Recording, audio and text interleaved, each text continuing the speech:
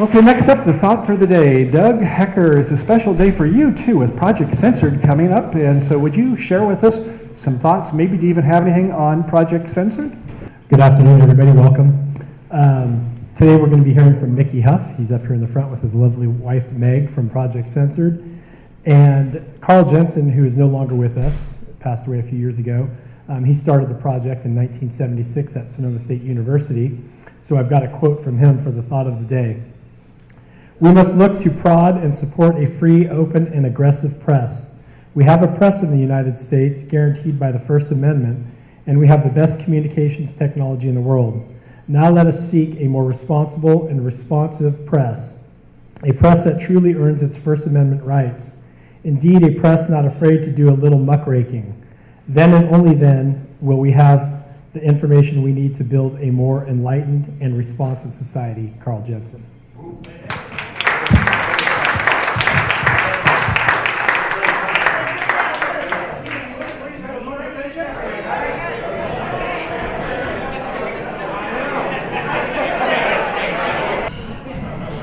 Well, that was fun. So do we have any members with guests today? I think we probably do. Who has the microphone? Any members with guests today? Okay, Royce, here we go. Immediate past president Chris Rennie, I think, has somebody that he would like to announce. I've got a hunch who it might be. President Michael, it's a pleasure to introduce our guest for the last time. Oh no, Suzanne Pecker. Hey, Suzanne, welcome. I think we may have one other. I would also ask you to join me in welcoming for the last time our guest, Mireille Broussard. Mireille Broussard, welcome. Awesome. Wow, those are some special guests. Okay, so coming up, things that you should know. We have a Sonoma County Association of Rotary Club, also known as SCARC. Interesting name. And so what's coming up? We have, Speaker Elizabeth Gore that spoke last month. I don't know, Gail, did you, or Judy, did you attend that session? You weren't. Ann did. Okay. And Judy did. Can one of you take the microphone? I've got a slide up here. I thought it was a great speaker. I just thought maybe if you give just a moment or two to say what happens at a SCARC. And I've got the slide up here so you can kind of read from there if you want to. But just tell us a moment about what happens at a SCARC meeting. Well, it was, first of all, it was outdoors outside of Villa Chanticleer in Healdsburg. It was a gorgeous evening. All complimentary wine, lots and lots of good Healdsburg area wine. And it was kind of a picnic style, long tables, very, very casual. Elizabeth Gore gave a very inspiring talk. She is, as we all know, a former Peace Corps member and worked at the United Nations for a number of years. But now she is in a for-profit arena. She is a venture capitalist that invests in startups specifically for minority women. And she gave a great talk about Rotary, how important Rotary is. And her husband, the supervisor, James Gore, is an honorary member of the Healdsburg Sunrise Club. So we're looking into the possibility of having our supervisor, David Rabbit, become an honorary member of our club. Wouldn't that be nice? That's a whole other issue. Thank you. Okay, well, we had a great session. It climbed Mount Kilimanjaro, I guess it was, to raise some money for the awareness of clean water. What a gal. Okay, next. Sherry Rani, would you speak for just a minute or two about feedback on For the Children, the international campaign that we had? I guess it was a month ago, and we spoke to some of it, but maybe you can share with us a little bit about what good we did when it was all said and done and the dust settled. Bear with me for 1 second. I had my other email up, other announcement, but here we go. Okay.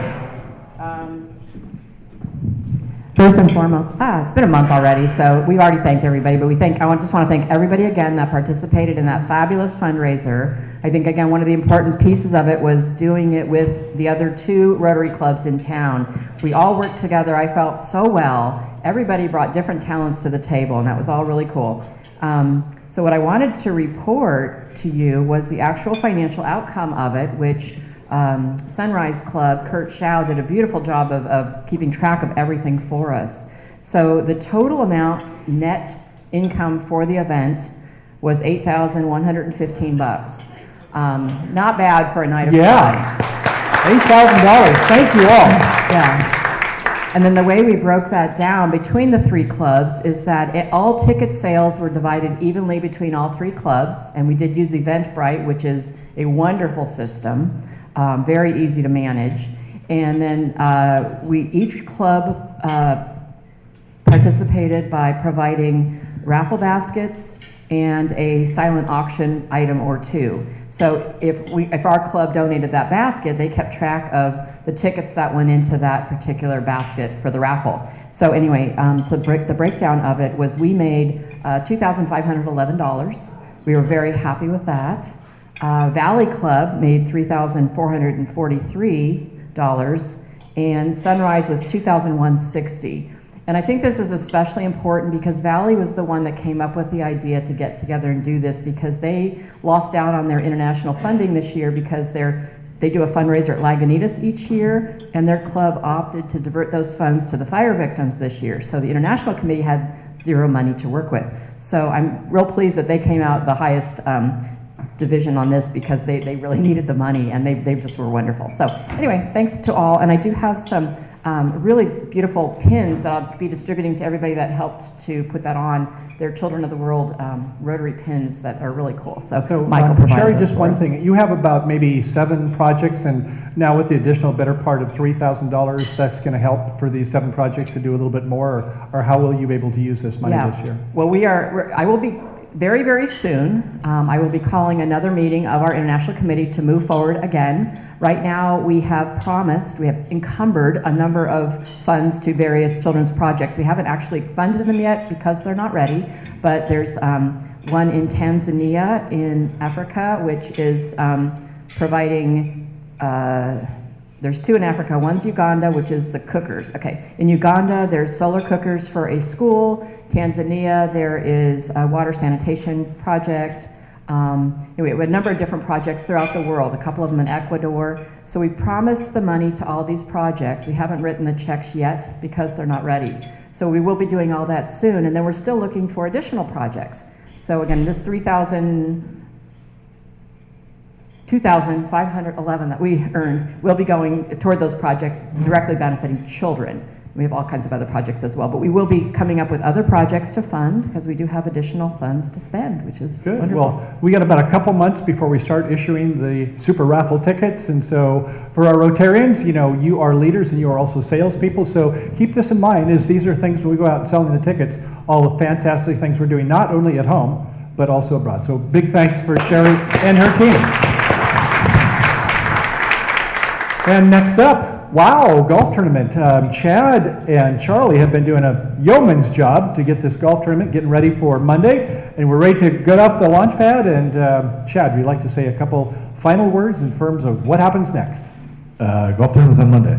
Okay, good. How about that? Yes. There's not a whole lot to say. It's just in a couple days, so we're excited. It's full. It's sold out. And we're good to go. Yeah. For our new members, prospective members, they're hopefully coming in today. We're only minutes away.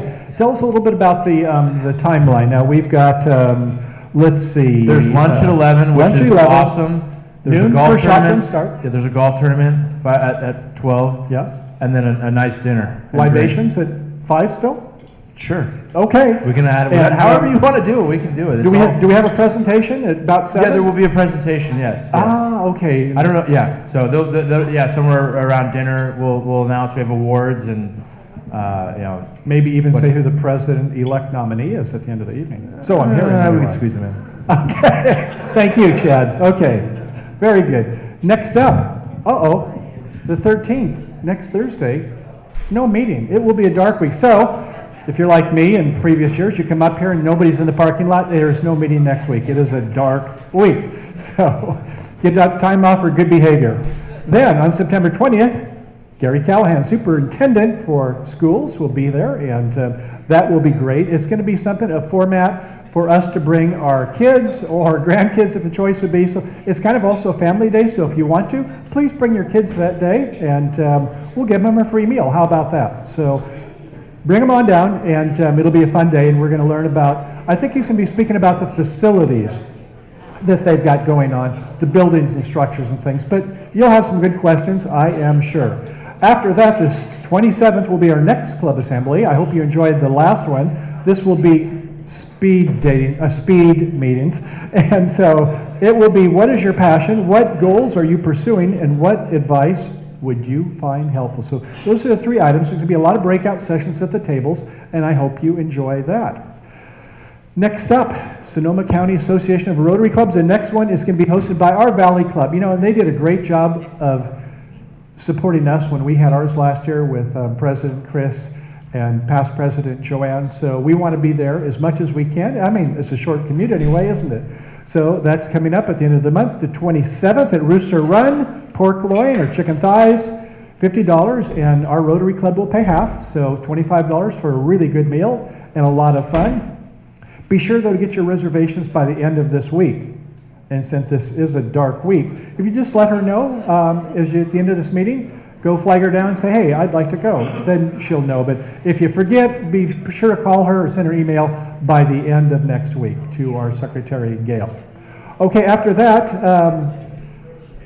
past President Mike Caruana. I understand there's some kind of a party that you've got going for the Petaluma People Service Centers. Tell us about what kind of party you've got planned for us.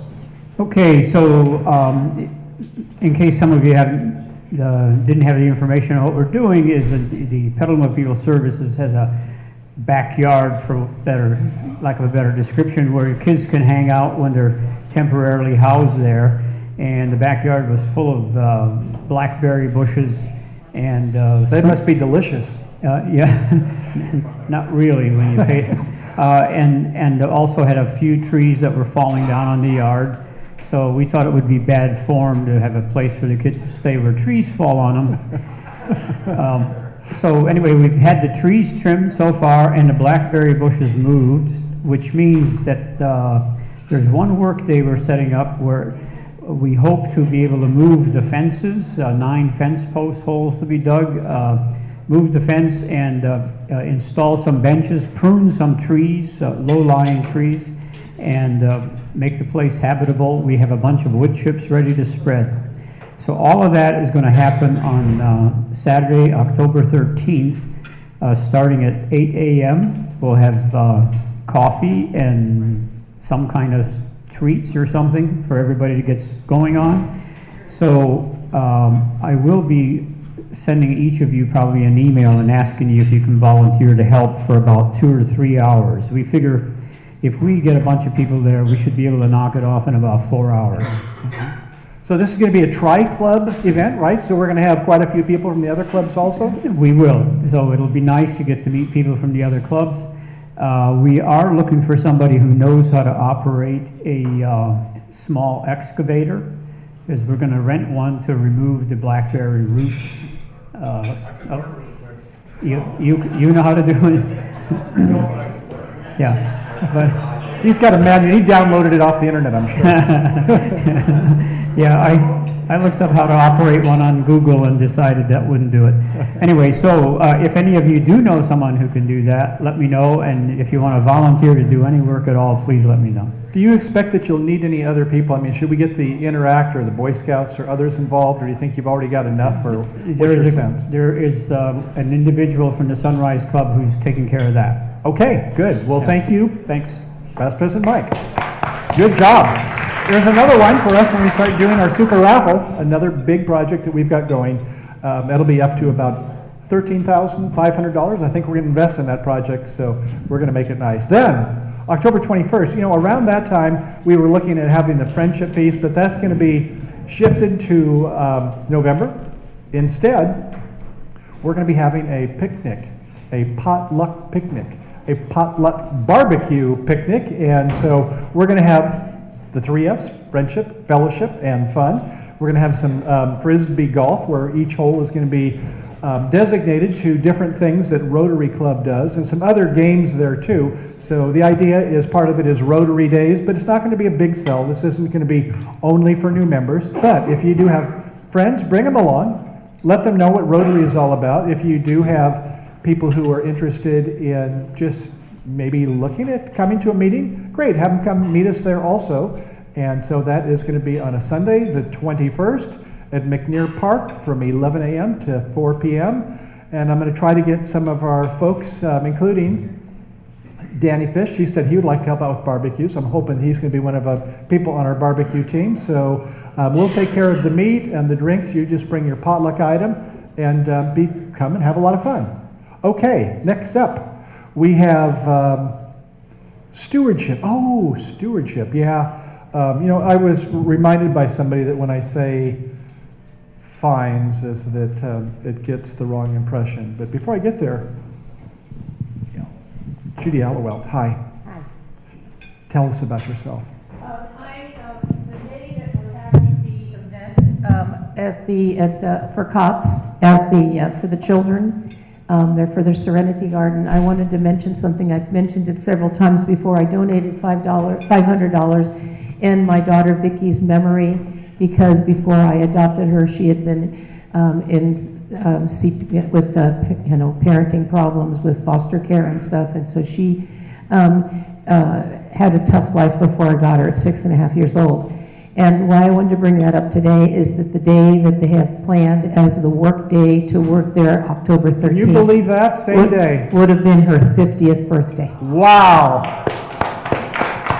Well, Judy, thank you once again. You really deserve being the Rotarian of the Month, and what a special day, a work day on the same day with their 50th. Amazing. Wow, that's amazing. Well, you either take a look at either everything's a miracle in life or nothing is, depending upon your perspective. And speaking of miracles, so I have some people here I would like to chat a little bit. First, Angilta, would you please rise? Grace, she keeps up with you on Facebook, and I understand that you are an officiant. You actually officiated a wedding. Would you tell us a little bit about that? I mean, it's so great that you post these things, and we can keep up what's going on in your life. First of all, it's Gelta. I thought it said Jilta. You said Gelta. See, and this is the day I come looking like crap. No. You look like a Put golfer. my picture in. I'm intimidated already. You look like you're a golfer to me. You're going to hit it long and straight on Monday. I can tell that. This is deck building and painting clothes. Oh, okay. But yes, I have many hats. I am a wedding officiant. So if anybody wants to get married, remarried, baptized, anything that requires that sort of person, I am your gal. You're the gal. Okay, well, it's good to know. I'm so happy. Notary, you can do that too. Huh. I imagine, you're a special person that got... Confessions? I don't do. So, I do divorces, actually. I don't need a lawyer. You don't. You've got some competition Okay, call with me. this then. So tell us about, you must give very generous stipends for this type of thing, so how do you feel about that? Well, first of all, a little background. The folks that I married are the owners of the Wild Goat Bistro, who do a lot of cool.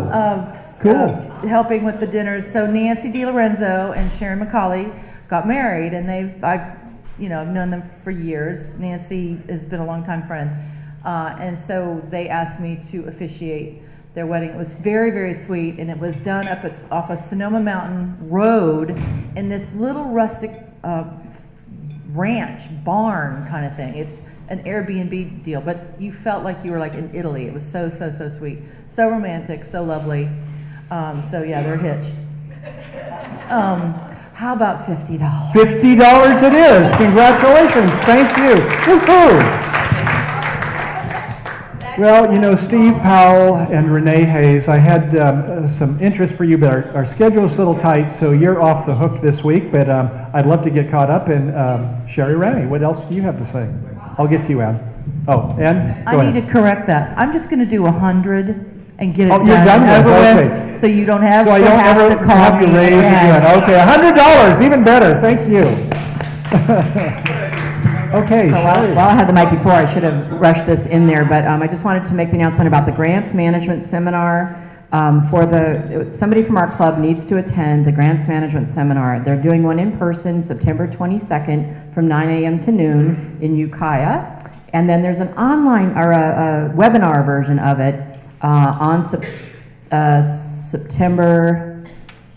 Tuesday, September 25th, 6:30 to 8:30. Anyway, talk to me if you're interested. I won't be able to attend either of these. I did attend the webinar last year. It's about a 2-hour deal. You learn all about Rotary Global Grants, and we do need one person from our club to have that knowledge. So more than one is even better. So hopefully we'll get 1 or 2 people that will get knowledgeable about global grants. Thank you very much, Sherry, for announcing that. Okay, well, it is time for our raffle, and we're up to, this is my week 9, so I think we have not had any winners. $225. I've got 1 brown, 2 blue, so if you can get the brown rock, good for you. So we're going to go ahead. We got 2 other raffle items today, too. So, Mickey, would you be so kind? Do the first item. Okay. Thank you. $225. And the ticket is 2931. 2931. Going once. Hey, Mike, come on up. Woo-hoo. Okay, well, the way, if my math is correct, you got a 50-50 chance. Let's see. I got to make sure I got all the rocks here. There we go.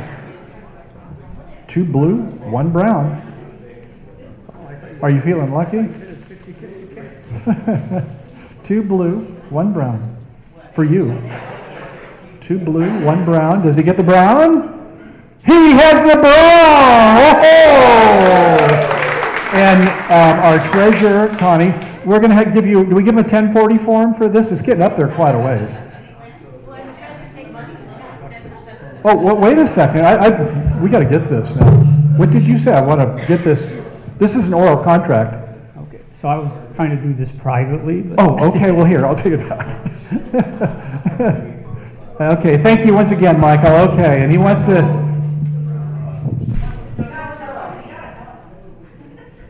He's got a secret, but we're going to... well, I'll let him share the secret with you. Thank you so much. Okay, we have 2 more tickets. I guess we have Project Censored, the DVD, and we also have 2018. Hey, I think that's this year. Just hot off the press. Available in a bookstore near you. And so, would you pick 2 tickets, please? Meg is digging for 2 tickets for Project Censored. Okay, and the first one will be for the DVD. And the winner is 2928. 2928. Hey, let me bring that right over to you. Okay, you're welcome. And the last one is 2981. 2981 for the Project Censored book. Hey, Joanne, it's only fitting. Congratulations. Okay, so this point, I'm going to turn over the meeting to Past President Onita, if you would come up here. And this is a very special, we all went through this at one time where we were looking forward to becoming Rotarians, and the sponsors, I have something special to say about them, so please. Thank you, President Mike. I would like to ask Mireille Boussard and Suzanne Tucker and their sponsors to join me up here.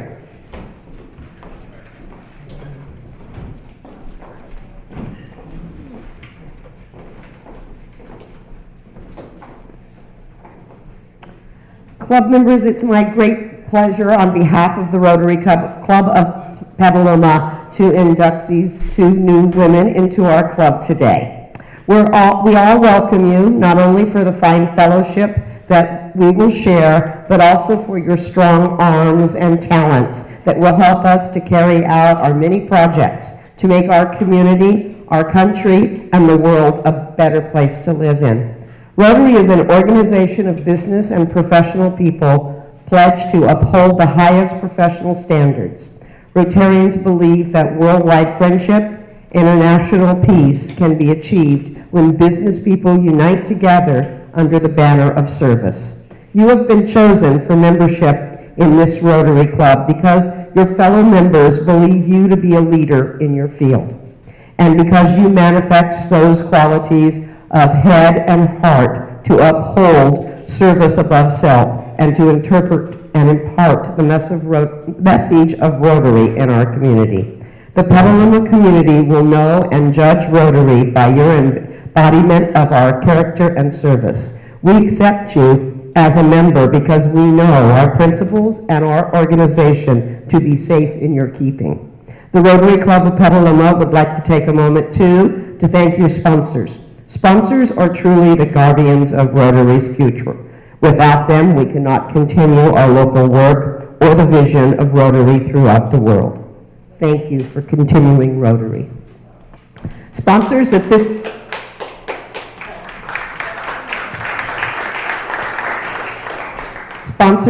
time, I'd like to ask you to give the pins and badges to our 2 new Rotarians. Suzanne has 3, so we're all 3 pinning her.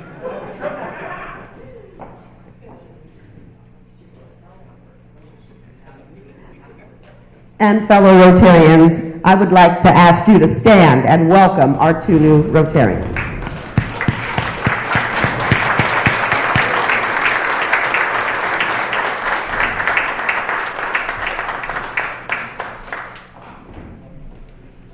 Before they go, for a moment, I have one other thing. As past President Onita had said, is that without sponsors, none of us would be here today. So for each of our sponsors, I have a sponsor pin. For some of them, I think that they probably have got a handful. It's going to be like merit badges going across. Thank you again as a sponsor. Thank you. Okay, thank you all. Sponsors, I really appreciate what you've done. Congratulations.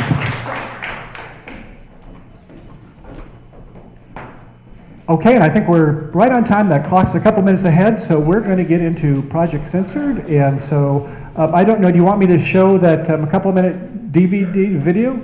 Okay, I'll go ahead and do that. So that'll give you a good sense what this is all about.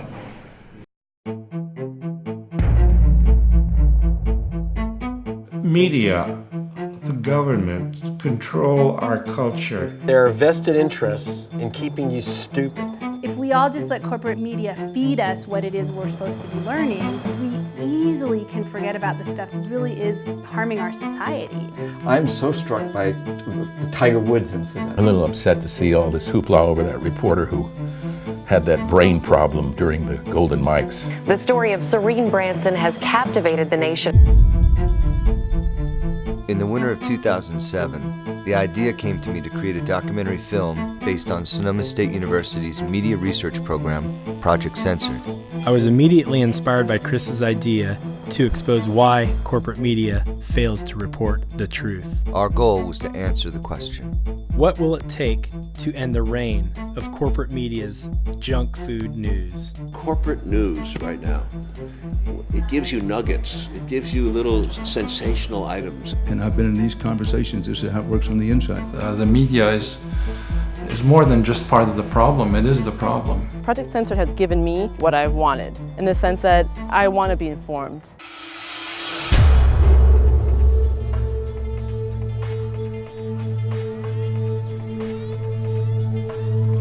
We're talking almost 800 years of due process rights that were wiped away in the Military Commissions Act in 2006. Deliberate decisions are made to withhold information from the people. We're talking about the real issues. We're going to the people who are being affected by policies on the ground. And most people don't recognize the level of death that's occurred in the Congo and the wars there. To expose the corruption, the massacres, the unconstitutional actions. Well, that's just not the right kind of story. So in fact, there's nothing, almost nothing about it. When Union Carbide kills 20,000 people and leaves 200,000 other people crippled and all that in Bhopal. The number 1 story from 2012. More soldiers were committing suicide than were dying in combat. We've really fallen in the United States back into a McCarthyite sensibility, a COINTELPRO kind of sensibility where we see enemies everywhere, and we've been cracking down on the very things that should be the bedrocks and foundations of our free society. Am I a traitor because I wrote a book that criticizes the government? I don't think so at all. I think I'm a very, very loyal citizen because I think democracy is built on questioning. Loss of civil liberties by the American people is probably the biggest thing that's happened in this decade. The corporate media had damn well better get their act together. 80–90% of people really don't want to know the truth. They really don't, because then they're going to have to do something about it.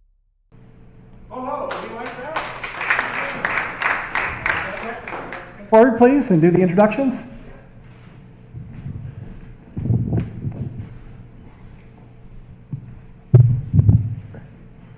So, of course, that was a trailer to the film, Project Censored, the movie based on the student-run sort of project that started at Sonoma State years ago. And Mickey Huff is here with Meg. Mickey's the current director. Oh. Oh, wait. Again, Project Censored was founded in 1976, and Mickey Huff is the current director. He's also the president of the nonprofit Media Freedom Foundation. To date, he has edited or co-edited 10 volumes of Censored, the book, published by 7 Stories Press in New York, and he's contributed numerous chapters to these works dating back to 2008. His most recent book, edited with Andy Lee Roth, is Censored 2019, Fighting Fake News, or Fighting the Fake News Invasion, I should say. Additionally, he has co-authored several chapters on media and propaganda for many other scholarly publications. He is currently professor of social science and history at Diablo Valley College in the San Francisco Bay Area, where he is co-chair of the history department. He's also a lecturer in communications at California State University, East Bay, and has taught sociology of media at Sonoma State University. Mickey is co-host with former Project Censored director Peter Phillips of the Project Censored show, the weekly syndicated public affairs program they founded in 2010, which originates from the historic studios of KPFA Pacifica Radio in Berkeley, California, and airs on over 40 stations around the U.S., and is also a podcast online. Huff sits on the advisory board for the Media Literacy and Digital Culture graduate program at Sacred Heart University in Connecticut, and serves on the editorial board for the journal Secrecy and Society. For the past several years, Huff has worked with the National Outreach Committee of Banned Books Week, worked with the American Library Association and the National Coalition Against Censorship, of which Project Censored is a member. He is co-founding member of the Global Critical Media Literacy Project, and he also represents Project Censored as one of the co-sponsoring organizations for the National Whistleblower Summit held annually in Washington, D.C. More recently, he became the critical media literacy consultant for a new educational internet startup right here in Petaluma, Tribeworthy.com. Tribeworthy is a crowd-contested media interactive online platform that allows users to rate news articles and sources for trustworthiness using critical media literacy skills. He has been interviewed by numerous media outlets around the world regarding critical media literacy, propaganda, and U.S. censorship issues, as well as a contemporary historiography in the United States. He is a longtime musician and composer and lives with his family in Petaluma. I give you Mickey Huff.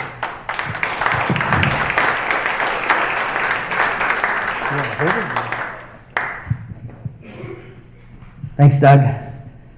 Thanks, Charlie, and thanks everybody here at the Rotary Club. It's an honor to be here. My wife, Meg, and I and our kids moved up here from Berkeley about 6.5 years ago, and we're honored to live here in Petaluma. It's a fantastic community. I know there's some Cherry Valley history and folks in the room here. Our children go to school over there. And again, it's an honor to be here and to get to share some of the things that we do right here in our hometown. And I'd like to start by, my wife noticed when we came in here, the 4-way test. And that looked really familiar to me based on what we do at Project Censored. Say first is this the truth? So looking at news articles and information, right? Is this true? How do we figure out if this is true? Are these facts, right? Is it true? Is it fair to all concerned? There's a significant weight put on fairness in terms of information, and is the story fair to all of the parties that might be involved? Third, will it build goodwill and better friendships? In other words, do we have constructive media? Do we have media that simply tears down what's wrong with society, or do we have media that also comes and builds up and does something that's very constructive and important? And we all, and we'll get to this a little bit, we all know that what drives corporate media, which somehow calls itself mainstream, even though 6 corporations run 90% of it, so it's hardly mainstream. But nevertheless, we have to ask, these networks are driven by profits, and sensationalism tends to sell. So people kind of get caught up in different kinds of news cycles. And in fact, unfortunately, many of them, as you well know, tend to be negative. And in fact, they tend to even be negative for all the parties involved. And so one of the things we do at Project Censored is, well, we look at those stories, and we not only look at underreported stories that are, pointing out significant troubles or problems or challenges we face, we also look at stories that where people have found solutions. And sometimes those are hard to find in the din of the corporate press. And then, of course, last year, is it beneficial for all concerned? Well, that's the big question we ask. Andy Roth and I, every year at the project, when we review hundreds of stories, we ask, if the stories end up in our annual book, we want to know, right? Are these stories going to be benefiting everybody in our society? So it was an interesting overlap. We walked in here and saw that 4-way test, and I said, that sounds very familiar. So feel like I'm in a room with some like-minded people. I'm sure we'll have some differences, and that's to be expected, but in a free society, we have a responsibility to learn how to deal with those differences and build bridges between people and parties that have differences, not use those to advantageously rip us apart, right? So that reminded me of something that I often talk about. I speak around the country. Brevity is certainly not a strong point, but I'm on the clock today, so I'll make sure to be done soon. The Society of Professional Journalists Code of Ethics. I wonder how many people in newsrooms still bother to read this. And notice there's 4 things here, but notice how they kind of overlap with this 4-way test here. Seek truth and report it, right? That's part of ethical journalism. Minimize harm. Well, look, right? Is it fair? Does it build better friendships, right? Goodwill. The third is act independently, right? The highest and primary obligation of ethical journalists is to serve the public, not to serve the shareholders, not to serve the CEO. And the reason I'm bringing that up right now is, again, unfortunately, those are my last 10 books there, actually 9. The 10th is coming out next week.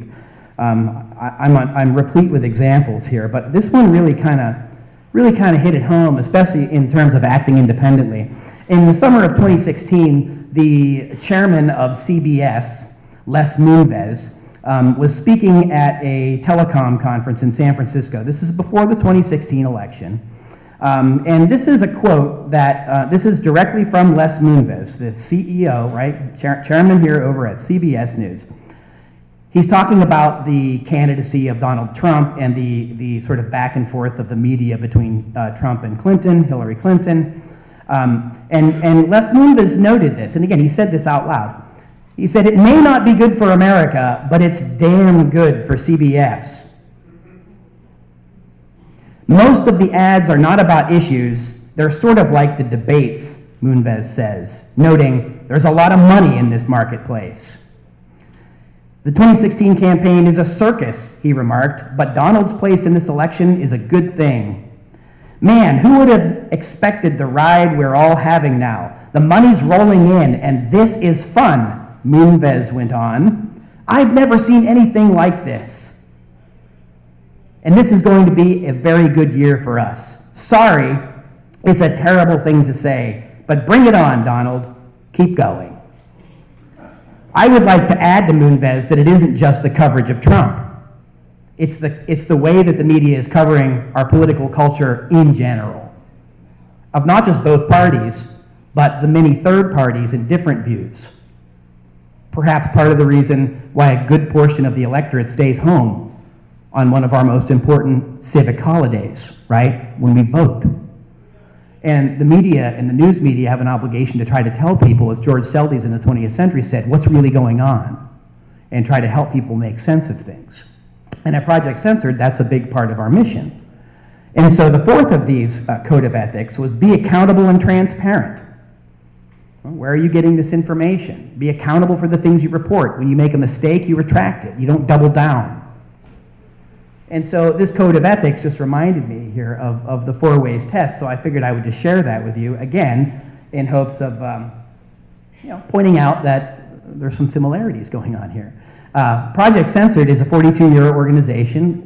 We are under the Media Freedom Foundation, which is a nonprofit, and we were founded, the project, at Sonoma State University back in 1976 under Carl Jensen, and you heard Doug read a quote from Carl, and Carl taught at Sonoma State for 20 years, and followed by Peter Phillips, and then I became the 3rd director in 2010. What do we do at Project Censored? Well, we look at and research the news that doesn't make the news, and we try to analyze why. Why are important fact-based stories being ignored or marginalized in the news media? So that's a big part of what we do. So I'm going to come back to that in a moment, but given that I know that in the present we have sort of this news media issues have become hot button topics, right? Fake news, right? And it's interesting, in the last couple of years, all of a sudden everybody's an armchair kind of quarterback about news media, and everybody's an expert, media scholar and journalist. Fortunately, at Project Censored, we've been studying these issues and these challenges for over 40 years, and I've been studying it personally myself for well over 20. In fact, I'm in my late 30s. I started studying media propaganda when I was a teenager. So this isn't new. And there's good and bad about what's going on right now, right? That people are starting to pay more attention to messengers and messages, right? And so this whole fake news conversation maybe gets people digging a little deeper than the surface. The bad thing, of course, is now that it's really demonizing the press, and I mean sort of generically all of it. And we criticize the media as academics and scholars, not as partisans and ideologues looking to score points. And there's a huge difference between the two. We constructively criticize what goes on in news media and journalism to improve it for the public interest. We don't tear it down to score political points. And that's a very dangerous trend. And when we hear people talking about the press being the enemy of the people, or the Lügenpresse, right? These are actually things that we heard on the campaign trail. Lügenpresse goes back to World War I and II in Germany. It's associated with demagogic and very dangerous propaganda techniques that can really divide and sow chaos in cultures and societies. So we should be very careful about how we're criticizing the news media, which, by the way, deserves our criticism, right? But if you go back to this code of ethics here, and you even go back over to your own 4-way test, there are ways in which that we can do it that are far more constructive for all parties concerned. So since I see here that we go back to 1923 at the Rotary, and I'm an historian by day, so that reminds me of a quote by a really well-known propagandist, actually, was one of the, in fact, is sort of called the godfather or grandfather of public relations in the United States. His name was Edward Bernays. And Edward Bernays was the nephew of Sigmund Freud. And so he studied his uncle's ideas about people and kind of what makes people tick. And Bernays became an expert early ad man in 20th century, the advent of 20th century industrial consumer culture. And advertising became a huge business. And Bernays was an expert at it. In fact, Bernays was so good that the Woodrow Wilson administration tapped him to be one of their chief propagandists in World War I, working with George Creel, another news and ad man. And they created something called the Committee on Public Information. And it was the first official propaganda organization running in the US government, but this is before the word propaganda was a dirty word. Propaganda was peddling influence. And I want you to listen to this quote from Edward Bernays in a book he wrote in 1928, because like Moonves at CBS, Eddie Bernays was saying this out loud, and he was saying, this is the way we use news and control information to control public opinion. And he thought this was a noble exercise. And if you go back earlier in our country's history to the founders, Alexander Hamilton, he thought democracy meant mob rule. And of course, in the early republic, most people couldn't vote or participate. Anyway, Hamilton liked it that way. Meant fewer people you had to deal with. And in fact, people like Hamilton just flat out said that going the route of people having more rights and more say was a huge problem. And Jefferson, warts and all on his end of the spectrum, said he'd rather live in a country where people could read the newspapers and understand them than have a government ruling over everyone. So if we think about this is kind of flipping it over, where Bernays is really kind of channeling a lot more Alexander Hamilton. And by the way, H.L. Mencken, who wrote in the 1920s as a satirist, was also vicious in terms of the overall stupidity of the American public. He called the general public the bourgeoisie. Thinking about the bourgeoisie and thinking about maybe Mike Judge. Anybody remember the film Idiocracy from about 10 years ago? Yeah. Are we there yet? Well, Eddie Bernays wrote this. He said, "The conscious and intelligent manipulation of the organized habits and opinions of the masses is an important element in democratic society. Those who manipulate this unseen mechanism of society constitute an invisible government, which is the true ruling power of our country. We are governed, our minds are molded, our tastes are formed, our ideas suggested largely by men we have never heard of." And indeed, back in the day, it was all men, and still more men than women today. Bernays goes on to say, "This is a logical result of the way in which our democratic society is organized. Vast numbers of human beings must cooperate in this manner if they are to live together as a smoothly functioning society. In almost every act of our lives, whether in the sphere of politics or business, in our social conduct or our ethical thinking, we are dominated by the relatively small number of persons who understand the mental processes and societal patterns of the masses. It is they who pull the wires that control the public mind, who harness old social forces and contrive new ways to bind and guide the world." In other words, Bernays believed that it was his class of intellectual and Walter Lippmann and journalists and politicians that had a duty to try to tell the public what they were supposed to be doing and thinking, rather than what I said earlier about later in the 20th century with George Seldes, Walter Cronkite, I.F. Stone, that you saw some quotes there from the film Doug and Chris Oscar made. Journalism's job is to tell the public what's going on. It's not supposed to be picking sides. It's not supposed to be winnowing. It's not supposed to be leaving things out. And it's certainly not supposed to be, it's not supposed to fall into the first sentence here. The conscious and intelligent manipulation of the organized habits and opinions of the masses is an important element in democratic society. Well, I don't know. I used to read the dictionary when I was little because I had a love of words. And something's going on here with the conscious and intelligent manipulation of the masses and democratic society that's kind of not meshing well. And so as scholars, media critics, and historians, we look back to this period. And so it's been interesting in the last couple of years since we've had this, quote, fake news epidemic or explosion, which I actually refer to more as an epistemological crisis in our, quote, post-truth world, right? And that's the Oxford Dictionary in 2016 basically said that we had entered a phase that they had called the post-truth world, and in fact, post-truth was the word of the year for Oxford Dictionary in 2016. And if you go, and we write a lot about that in our 2018 book, but post-truth basically means that we are ruled by motivated reasoning, inferred justification, and confirmation bias. It means that we believe what feels right to us, no matter what the facts may say. And in fact, we now have people in the higher echelons of government that talk about alternative facts in a post-truth world where we have fake news. So when I said that we have an epistemological crisis on our hands, I wasn't kidding. And what we do at Project Censored, well, the phone has been ringing off the hook for the last 2 years, let's just say that. And I also note that this is the Rotary's Basic Education and Literacy Month. So I surely applaud that. That should be every month.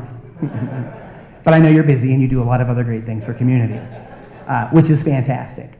What I mostly do for community is community radio, public education. I do these books. I run a nonprofit. Anybody in here run a nonprofit? Yeah, you're not in it for the money. So yeah, if I didn't have my day jobs as a tenured professor, a lecturer, and so forth, I really couldn't do Project Censored, and I couldn't run the Media Freedom Foundation. And I certainly couldn't do it without my wife, who is our only admin, right? And so I guess you could say it is almost like a family affair these days in terms of who runs this thing. But that's also not true because we're on over 20 campuses across the US. We work with several hundred professors and students every year, researching and vetting where stories come from, and students are actively learning how to be critical of media. They're becoming critical media consumers. They learn how to ask the right questions. And that's kind of the biggest thing I think that I'm able to give back is to Carl Jensen was the consummate optimist, right? And in the era in which we live, there's a lot of negativity. We seem to see a lot of division. But we also have to ask ourselves, how much of that is because that's what's being shown over and over and over again, right? How much of the media is doing any of the things that you all do here, right? Just imagine if we had more of this kind of a focus on how we report what's going on. And that goes back to the Code of Ethics for the Society of Professional Journalists and, of course, our core ethics and beliefs at Project Censored. Our core mission is to educate the public, and we basically are opposed to censorship in any form.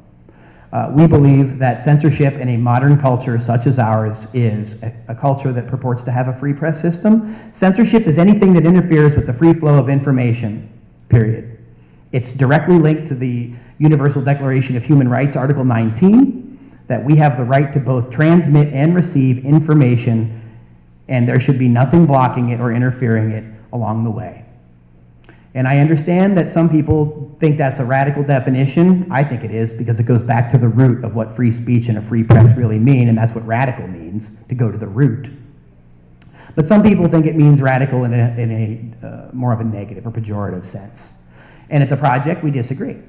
So over the years, we have managed to anger people on the right end of the spectrum, anger people on the left end of the spectrum, anger people who don't know where they are on the spectrum, because we tend to tell relatively uncomfortable stories, because they're important factual stories that are part of who we are as a people and a society. And we need to shine light in these dark places in order to deal with these things, and also to help maybe elevate people who are less fortunate or privileged than ourselves. And that's really an obligation in terms of having civic engagement in a free society, right?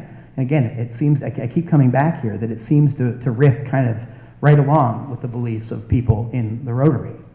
So I know I'm out of time, and I do, of course, have another million things to say because I teach entire upper division courses on this, I write books on this, I talk about it every week on the radio.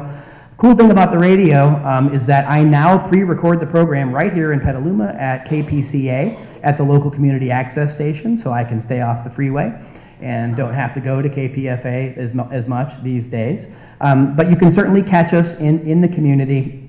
We're having a Media Freedom Summit at College of Marin, October 27 and 28. It's, of course, open to the public, and students are invited for free. You can certainly learn more information about us at projectcensored.org. And of course, I have some books here and have some other things here. I'm more than happy to talk to any of you about anything if you'd like to stick around, but I'm trying to be mindful of the clock here. Yes, sir. We have, it's 27, 28 after, so we can do a couple questions. I'm going to conclude with just this one brief thought from our founder, Carl Jensen, and then I'm happy to entertain questions and comments. This is a good note to end on, I believe. Carl wrote in 1995, quite a while ago, he said, "Since we will all benefit from a more responsible media, we all really should help bring it about. To do this, the corporate media owners should start to earn their unique First Amendment privileges. Editors should rethink their news judgment. Journalists should persevere in going after the hard stories. Journalism professors should emphasize ethics and critical analysis and turn out more muckrakers and fewer buckrakers. The judicial system should defend the freedom of the press provision of the First Amendment with far more vigor, and the public should show the media it is more concerned with the high crimes and misdemeanors of its political and corporate leaders than it is with the crimes and gossip of celebrities. The effort, and I believe, Carl, the effort will be well worth it. Thank you. Thank you. Greg, you had one question. We can take one question, I guess.